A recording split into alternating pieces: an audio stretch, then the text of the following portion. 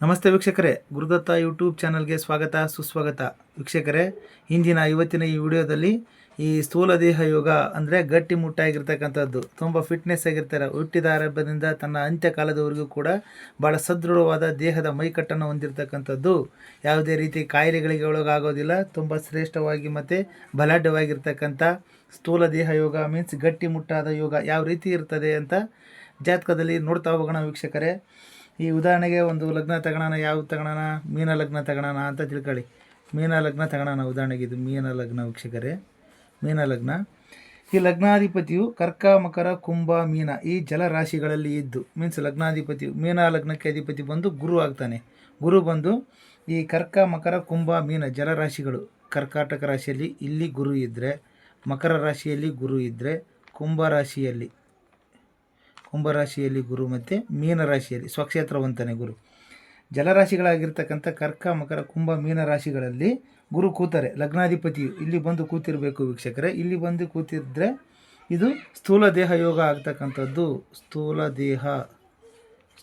ದೇಹ ಯೋಗ ವೀಕ್ಷಕರೇ ಇದು. ಅಥವಾ ಈ ರೀತಿಯಾಗಿ ಇಲ್ಲದೆ ಇದ್ದರೆ, ಈ ಲಗ್ನ ಯಾವುದಾದ್ರೂ ತಗೊಳ್ಳಿ. ಉದಾಹರಣೆ ನಾನು ಮೀನ ಲಗ್ನ ತಗೊಂಡಿದ್ದೀನಿ.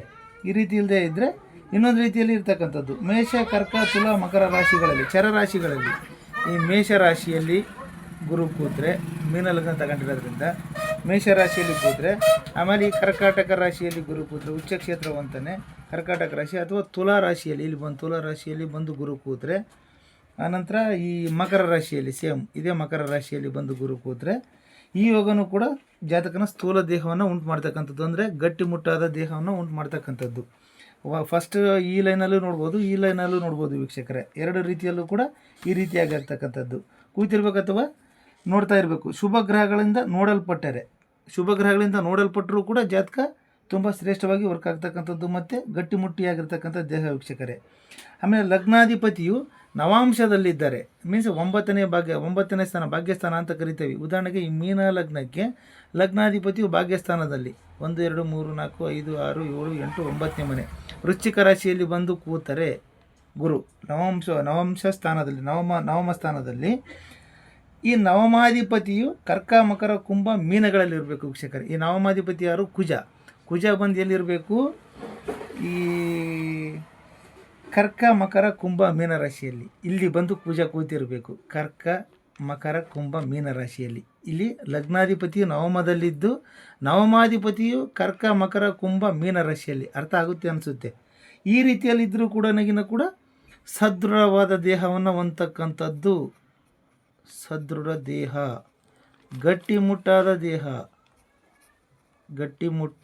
ದೇಹವನ್ನು ಹೊಂದತಕ್ಕಂಥದ್ದು ವೀಕ್ಷಕರೇ. ಇವ್ರ ಜಾತಕದಲ್ಲಿ ವಿಶೇಷವಾಗಿರ್ತಕ್ಕಂಥದ್ದು ಈ ರೀತಿ ಯೋಗಗಳು ನಿರೀಕ್ಷಿಸಲ್ಪಟ್ಟರೆ ಏನಾಗುತ್ತೆ ಅಂದರೆ ಭಾಳ ಫಿಟ್ನೆಸ್ ಇರ್ತಕ್ಕಂಥದ್ದು.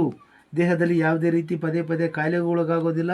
ಆಮೇಲೆ ಶುಭ ಗ್ರಹಗಳ ಸಂಬಂಧಿತನಾಗಿರೋದ್ರಿಂದ ವಿಶೇಷವಾಗಿ ಇವರಿಗೆ ದೇಹವು ಸದೃಢವಾಗಿರ್ತಕ್ಕಂಥದ್ದು. ಇವರು ಮಿಲಿಟರಿ ಮತ್ತು ಪೊಲೀಸ್ ಡಿಪಾರ್ಟ್ಮೆಂಟ್ ವೃತ್ತಿಯಲ್ಲಿ ಮಾಡ್ತಕ್ಕಂಥ ಯೋಗ ತುಂಬ ವಿಶೇಷವಾಗಿರ್ತಕ್ಕಂಥದ್ದು ವೀಕ್ಷಕರೇ. ಈ ರೀತಿ ಯೋಗಗಳು ನಿಮ್ಮ ಜಾತಕದಲ್ಲೂ ಇದೆನಾ ನೋಡ್ಕೊಳ್ಳಿ. ಒಂದು ಸರಿ ಜಾತಕನ ನೋಡ್ಕೊಂಡು ಅರ್ಥ ಮಾಡ್ಕೊಳ್ಳಿ. ನಿಮ್ಮ ವೈಯಕ್ತಿಕ ಜಾತಕ ವಿಶ್ಲೇಷಣೆ ಏನಾದರೂ ಬೇಕು ಅಂದರೆ ಸ್ಕ್ರೀನ್ ಮೇಲೆ ಇರ್ತಕ್ಕಂಥ ನಂಬರ್ಗೆ ಕರೆ ಮಾಡಿ, ಅಥವಾ ಇಲ್ಲಿ ಬರಿತಾ ಇದ್ದೀನಿ ನೋಡಿರಿ 9741643473 ಈ ನಂಬರ್ಗೆ ಕಾಲ್ ಮಾಡಿ ಅಂತ ಹೇಳ್ತಾ ಮತ್ತೆ ಮುಂದಿನ ವಿಡಿಯೋದಲ್ಲಿ ಸಿಗೋಣ ವೀಕ್ಷಕರೇ. ಮತ್ತೊಂದು ಯೋಗ ಜೊತೆ. ಜೈ ಗುರುದತ್ತ.